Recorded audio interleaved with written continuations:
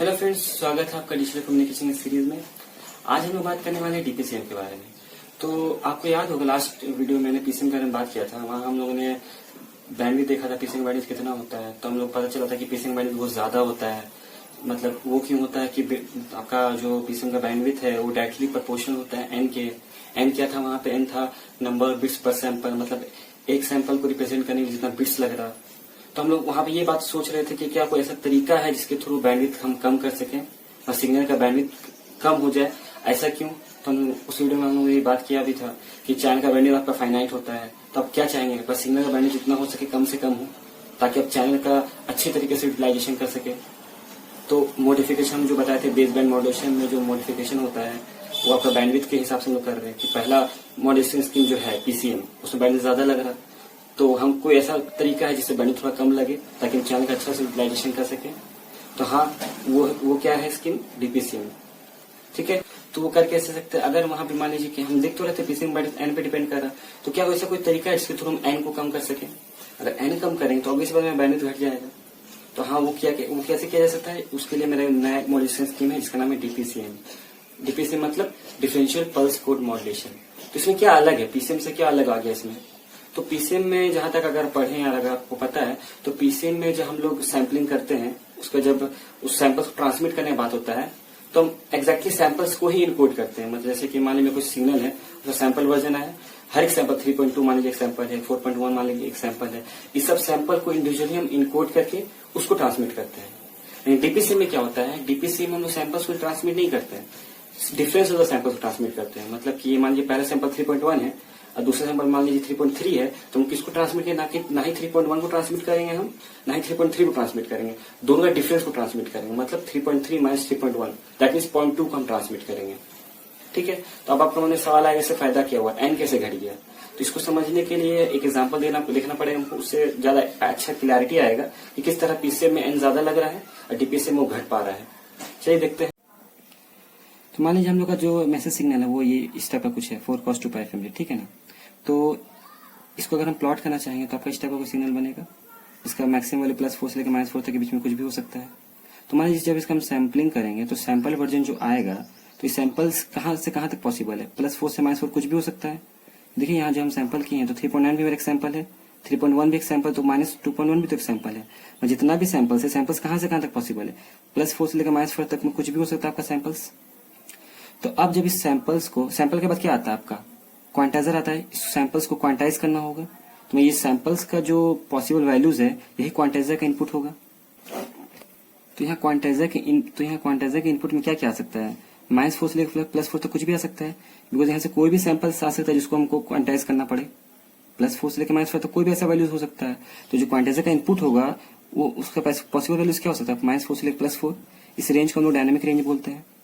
ठीक है, अब इस रेंज को हम कितने लेवल्स में इनकोड करना चाह रहे हो वो मेरे पे डिपेंड करता है कि अगर आपको अलाउंस है कि आप एक सैंपल को या एक लेवल को 2 बिट से रिप्रेजेंट कर सकते हैं, तो 2 बिट से कितना लेवल बना सकते हैं हम लोग? 0 0 0 1 1 0 1 1 4 लेवल्स बना सकते हैं। यहाँ मैं इस बात को थोड़ा जल्दी बोल रहा हूँ बिकॉज इस पे मैंने स्पेसिफिक एक वीडियो बनाया हुआ क्वांटाइजर का, आप उसमें जाके देख सकते हैं अगर आपको कुछ क्लैरिटी नहीं आ रहा है तो। यहाँ पे मेरा मेन आपका बोल सकते हैं मोटो है डीपीसीएम को समझाना, बट इसको थोड़ा रिवाइज करें तो आपको समझाने में आसानी पड़ेगा। बट अगर आपको क्लैरिटी नहीं आ रहा तो जाकर उस वीडियो में एक बार जरूर देख लीजिए क्वांटाइजर का, उसमें मैंने बहुत अच्छे से इसको डिटेल में एक्सप्लेन किया है। हाँ, तो मैं बोल रहा था एन का वैल्यू को 2 लीजिएगा, 2 बिट से क्या 4 लेवल्स में इनकोड कर सकते हैं। ये अगर एन का वैल्यू 3 लीजिएगा तो 8 लेवल्स में इनकोड कर सकते हैं। क्यों कि 3 एन का वैल्यू 3 लीजिएगा तो 8 डिफरेंट पॉसिबल कॉम्बिनेशन बनाया जा सकता है, मतलब 8 लेवल्स से आप रिप्रेजेंट कर सकते हैं। ठीक है, तो इसमें फायदा क्या? 2 एन का वैल्यू 2 लेंगे तो उस वक्त क्या होगा, एन का वैल्यू 3 लेंगे तो उस वक्त क्या होगा?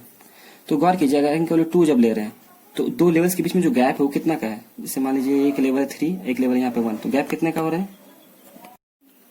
तो यहाँ गैप है आपका 2 वोल्ट का। तो आपको अगर याद होगा तो मैंने बताया था जो क्वांटाइजेशन एरर होता है वो half of the step size होता है। इस गैप को ही हम लोग स्टेप साइज बोलते हैं। तो स्टेप साइज कितना है? 2 का। तो क्वांटाइजेशन मैक्सिमम क्वांटाइजेशन एरर कितना हो सकता है? 2/2 दैट मीन्स 1। इस केस के लिए जब एन का हम 2 ले रहे हैं, मान लीजिए इस केस के बारे में बात करते हैं, इसमें क्या हो रहा आपका 2 लेवल के बीच में गैप कितने का है? 3.5 माइनस 2.5 दैट मीन्स 1 वोल्ट का। तो जब हम क्वांटाइजेशन एरर इसके लिए निकालना चाहेंगे तो कितना होता है? यही बताया था मैंने, स्टेप साइज 2 होता है, दैट मीन 1/2 हाफ 0.5 हो जाएगा, 0.5 वोल्ट। तो इस केस में क्या हो रहा है? क्यों ही आपका ज्यादा हो रहा है, क्वांटाइजेशन एरर इसमें ज्यादा हो जा रहा है, इसमें क्या हो रहा है? कम हो रहा है। तो क्वांटेशन एरर ज्यादा हो रहा है बट बैंडविड्थ कम लग रहा है। क्यों? एन का वैल्यू कम है, इसके कंपैरिजन में एन का वैल्यू कम है। मैंने यही बताया था, एन का वैल्यू कम होगा तो आपका पीसीएम बैंडविड्थ एन के प्रोपोर्शनल है, और आपका एन का वैल्यू घटेगा तो बैंडविड्थ भी घटेगा। तो बैंडविड्थ घटना मतलब क्या? क्वांटेशन एरर का बढ़ जाना। तो क्या हो सकता है, अगर बैंडविड्थ किसी तरह से घट रहा है, एन के घटने से बैंडविड्थ घट रहा है बट क्वांटेशन क्या हो रहा है, ज्यादा हो जा रहा है।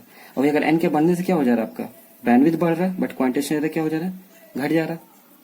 ठीक है, तो आप देख सकते हैं दो पैरामीटर, एक बैंडविड्थ पैरामीटर है, एक एरर पैरामीटर है।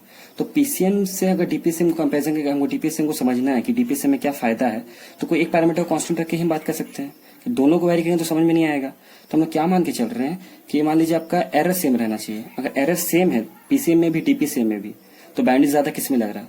अगर हम ये बात साबित कर देंगे डीपीसीएम में कम बैंडविड्थ लग रहा है, तो ठीक है, समझ में आ गया कि हाँ डीपीसीएम में कम बैंडविड्थ लगता है। तो यहाँ पे एरर को सेम रखने का मतलब स्टेप साइज को सेम रखना। तो पीसी में क्या हो रहा था, हम लोग सैंपल्स को ही ट्रांसमिट कर रहे थे, तो जो क्वांटेजा का इनपुट था वो +4 से -4 था।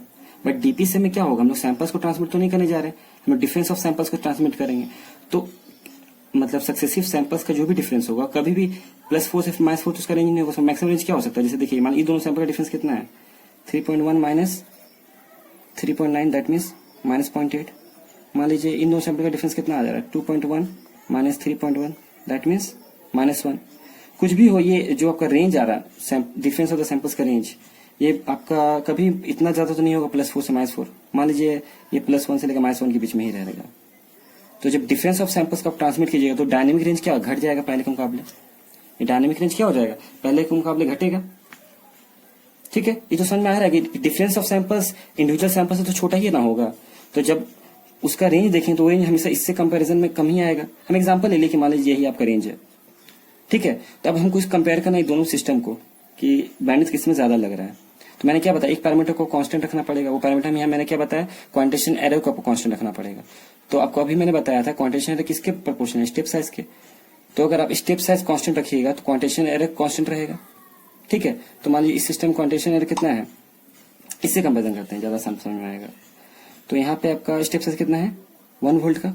मतलब आपको यहाँ जो लेवल्स बनाइएगा आप वो 1 वोल्ट के गैप में बनाइएगा, +1 है, 0 है, देन -1 है।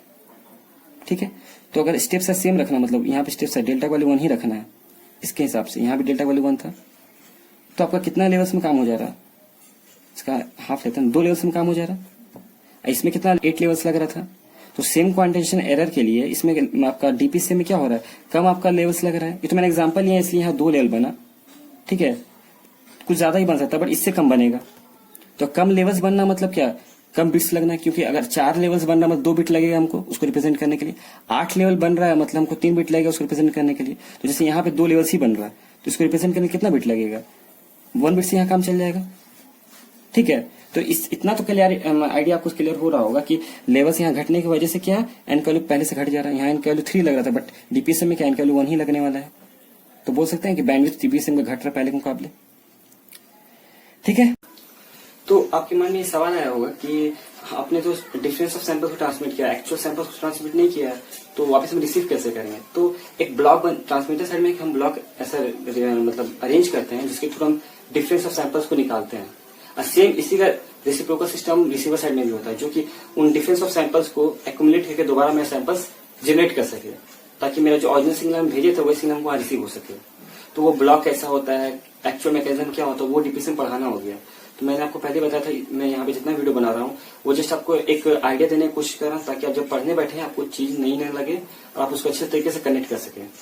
ठीक है, तो आज में यही रह देते हैं, मिलते हैं किसी नेक्स्ट वीडियो में, तब तक के लिए टाटा बाय बाय।